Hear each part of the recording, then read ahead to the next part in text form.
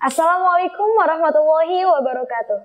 Kembali lagi di Adiksi Podcast, tempat bercerita yang candu. Adiksi Podcast akan memberikan kalian semua berbagai informasi, inspirasi, dan juga aspirasi. Bersama saya, Siti Fatma.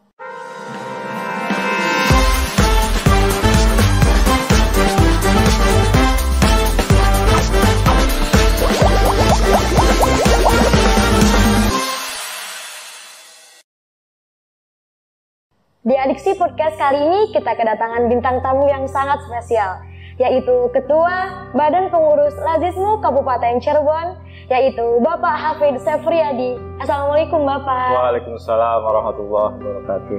Ya, bagaimana kabarnya Bapak? Alhamdulillahirrahmanirrahim, baik, bebas COVID-19, zakat tangguh, Indonesia tumbuh. Ya, Masya Allah, Alhamdulillah. Oh iya Pak, kesibukan apa sih yang sedang dijalani oleh Lazismu akhir-akhir ini Pak?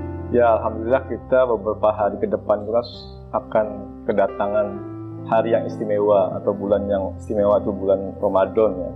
Jadi alhamdulillah sekarang Lazismu sedang fokus bagaimana target bulan Ramadan itu dari sisi fundraising, dari sisi penghimpun itu bisa sesuai yang ditargetkan oleh pusat, yaitu 500 juta rupiah. Makanya kami berharap semoga bisa semuanya membantu Lazismu untuk fundraising di Ramadan 1433 Hijriah ini.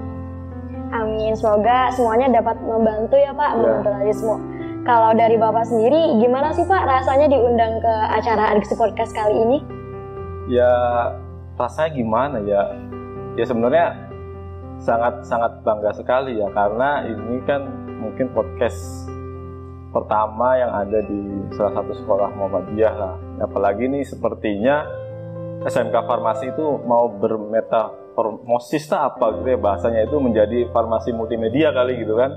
Karena ini dilihat sudah ada banyak aktivitas multimedia yang dilakukan oleh tim kreator dari SMK Farmasi Muhammadiyah ini gitu.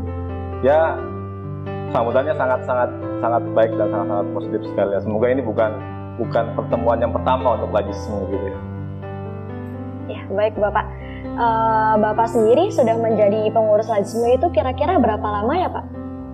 Saya 2016-an ya. Jadi mungkin sudah sekitar 5 tahunan ya di Lazismu Kabupaten Cirebon dulu. Karena periode kedua dari PDM yang sekarang. Kalau ngomong-ngomong tentang Lazismu, boleh dong Pak cerita sedikit tentang apa sih Lazismu dan bagaimana sejarah dari Lazismu itu sendiri Bapak? Ya, jadi Lazismu itu adalah lembaga zakat nasional ya. Sekali lagi perlu diinformasikan bahwa Lazismu itu lembaga zakat nasional. Jadi bukan lembaga zakat level daerah gitu atau level apa, tapi memang kita sudah levelnya nasional. Tahun 2002 pimpinan pusat Muhammadiyah itu memperkasai bahwa harus ada lembaga zakat gitu kan, karena Muhammadiyah dari dulu lahir itu dari zakat, infak, sedekah, tapi belum ada lembaga yang formal. Jadi pimpinan pusat Muhammadiyah tahun 2002 itu membuat lembaga zakat, infak, sedekah Muhammadiyah atau kita singkat menjadi Lazismu itu. Nah, kalau di Kabupaten Cirebon sendiri sudah ada mungkin sejak 2010-2011 lah Lazismu di Kabupaten Cirebon. Oh iya Pak, berarti Lazismu itu semacam kayak lembaga zakat dan infak ya Pak? Iya. Betul Pak. Ya dari kepanjangannya kan jelas kan, lembaga zakat, infak, sedekah Muhammadiyah gitu loh. Tapi level kita level nasional gitu, dan kita legal sesuai dengan keputusan Kementerian Agama gitu kan. Ada beberapa keputusan legal ya yang ada di Lazismu itu. Di Lazismu sendiri ada berapa banyak program sih Pak? Di Lazismu itu base-nya itu adalah, kalau kita nyebutnya pilar ya. Jadi ada 6 pilar. Yang pertama itu pilar pendidikan, pilar kesehatan, pilar sosial dakwah, pilar ekonomi, pilar kemanusiaan yang biasa bekerja sama dengan MDMC, dan juga ada pilar yang terakhir itu pilar lingkungan gitu kan. Jadi sekarang Lajismu yang tadinya 5 pilar menjadi 6 pilar, tambahannya adalah lingkungan. Jadi kita juga berharap ada tanggung jawab terhadap lingkungan. Nah, salah satu contoh yang kemarin baru kita launching lah di Januari Februari itu di pilar sosial dakwah, kita ada program Quran Braille ya untuk saudara-saudara kita yang tunanetra. Ini mungkin contohnya Al-Qurannya ini insya Allah pertama di Indonesia, dan alhamdulillah antusias kemarin sudah sangat baik sekali. Ada sekitar donasinya sudah masuk sekitar 28 juta. Kita sudah menyalurkan sebanyak 20 Quran Braille di siswa tunanetra yang ada di Kabupaten Cirebon. Nah, kan sebentar lagi kita akan menghadapi bulan suci Ramadan ya Pak. Ya. Dari Lajismu sendiri, program yang akan dilaksanakan di bulan suci Ramadan tahun ini itu apa ya Pak? Ya, alhamdulillah kalau di Lajismu Kabupaten Cirebon itu ada beberapa program yang kita sudah mulai katakan ekspos dari dulu itu Ramadan Ceria. Di Ramadan Ceria ini Lajismu Kabupaten Cirebon mentargetkan 1.000 paket sembako senilai satu paketnya itu 100.000. Nah, saya berharap nih rekan-rekan podcast yang ada di Farmasi Muhammadiyah ini ya bantulah, paling nggak targetnya 200 lah ya. 200 paket Ramadan Ceria lah. Kita kan memang ada kayak sosial dengan masyarakat lah gitu kan, bagi yang masyarakat sekitar yang ada di sekolah. Terus juga kita ada program guru tangguh. Dari guru tangguh ini kita akan targetkan 300 paket, satu paketnya 100.000. Ini juga masih memberikan sembako untuk guru-guru yang katakan honornya masih di bawah standar gitu ya. Ada juga program takzil atau untuk buka puasa ya, takzil tangguh buka puasa. Nah, ini paketnya memang lebih sedikit 10.000 per paket. Nah, target kita nih 1.000 paket. Nah, kami berharap juga Muhammadiyah, pendidikan yang dari Muhammadiyah nih itu bisa melaksanakan program-program salah satunya takzil tangguh gitu ya. Nah, kita juga merencanakan itu masjid tangguh. Ya, masjid tangguh ya, memang belum banyak, kita paling sekitar 13-15 paket, dan itu satu paketnya 1 juta rupiah. Nah, yang terakhir adalah UMKM tangguh. Kita semua tahu pandemi ini banyak sekali membuat pengangguran banyak, makanya kita pengen ada program UMKM tangguh yang satu paketnya 2.500.000. Kita insya Allah akan memberikan 10 paket dengan UMKM tangguh. Itu program-program yang akan kita running di Ramadan 1433 Hijriah ini. Dan sobat-sobat sekalian, target kita ini minimal itu 500 juta rupiah. Mohon doanya, mohon bantuannya, semoga target ini bisa terlampaui. Amin, semoga bisa tercapai ya Bapak. Baik, barangkali para penonton ini ingin ikut berpartisipasi dalam program Lajismu kali ini. Bagaimana sih Pak caranya agar para penonton itu bisa melakukan pembayaran ataupun berinfak ke pihak Lajismu? Ya, ada beberapa teknis. Yang pertama melalui website donasinya Lajismu, di linknya nih ada di sini gitu kan. Nah, terus juga bisa juga on call gitu ya, nelpon ke kami untuk jemput donasi. Nomornya juga bisa tertera ada di sini gitu ya. Nah,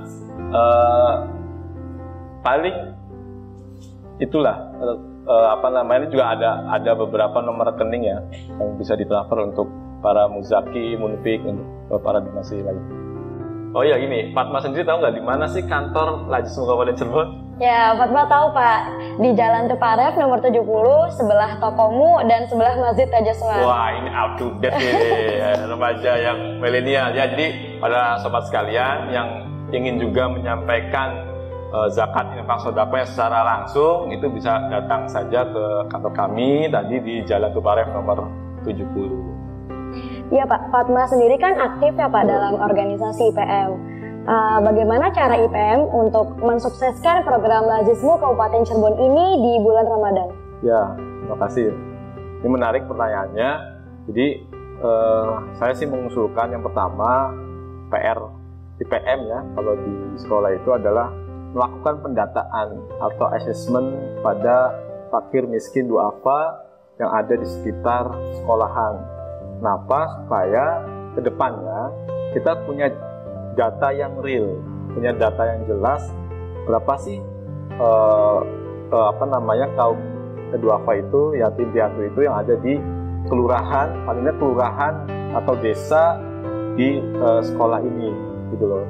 Jadi itu yang pertama, melakukan aktivitas pendataan. Yang kedua ya jangan hanya berhenti di pendataan, kita juga terus melakukan penggalangan dana, penggalangan zakat, infak, sedekah, baik dari internal siswa, guru maupun orang tua.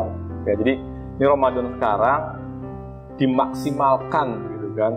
Kemarin sih saya sudah ngobrol ya, paling tidak minimal SMK Farmasi ini 200 paket lah gitu. Jadi teman-teman IPM itu ya sama-sama bekerja sama melakukan tadi pendataan fakir miskin dan juga melakukan aktivitas penggalangan dana zakat infak sedekah melalui siswa, orang tua, dan guru-guru yang ada. Ya, mungkin ini pertanyaan terakhir ya Pak. Apakah ada yang ingin disampaikan dari Bapak kepada para penonton? Ya, sobat sekalian, ini ada sebuah mindset yang ingin saya sampaikan di acara kali ini adalah bahwa biasanya kita itu punya mindset itu memberi sedikit tapi ikhlas. Nah itu menurut kami, itu menurut saya, itu mindset yang salah. Jadi memberi yang banyak tapi ikhlas gitu loh. Jangan memberi sedikit tapi ikhlas, tapi memberi yang banyak tapi ikhlas. Nah yang kedua yang ingin kami sampaikan bahwa yang Lazismu itu membutuhkan orang fakir miskin duafa. Bukan mereka yang fakir miskin duafa itu yang membutuhkan Lazismu, bukan. Bagi kami kebalik, bahwa yang membutuhkan fakir miskin duafa itu adalah kami, lembaga Lazismu. Nah begitu juga para agnia itu, mereka lah yang sebenarnya harus membutuhkan kami, lembaga itu, bukan lembaga yang membutuhkan para agnia. Jadi semoga nih paradigma ini bisa tersampaikan, karena mereka yang punya harta banyak, kalau mereka mau disebut orang kaya, itu harus ada orang miskin. Benar nggak, Mbak? Ya, betul. Kan? Nggak mungkin ada orang kaya nggak ada orang miskin. Ya, betul. Makanya orang kaya itu butuh orang miskin. Untuk apa? Untuk mensucikan hartanya. Nah, supaya harta itu bisa manfaat lebih banyak, sampaikanlah zakat, infak, sedekah itu melalui lembaga. Terutama kami, lembaga zakat, infak, sedekahnya Muhammadiyah dan Cirebon. Gitu loh. Ya, baik Bapak. Alhamdulillah podcast kali ini berjalan dengan lancar. Terima kasih kepada Pak Hafiz yang sudah menyempatkan waktunya untuk hadir di acara kali ini. Oke. Mari Sobat Famous, kita salurkan zakat dan infak kita melalui Lazismu. Zakat tumbuh, Indonesia tangguh.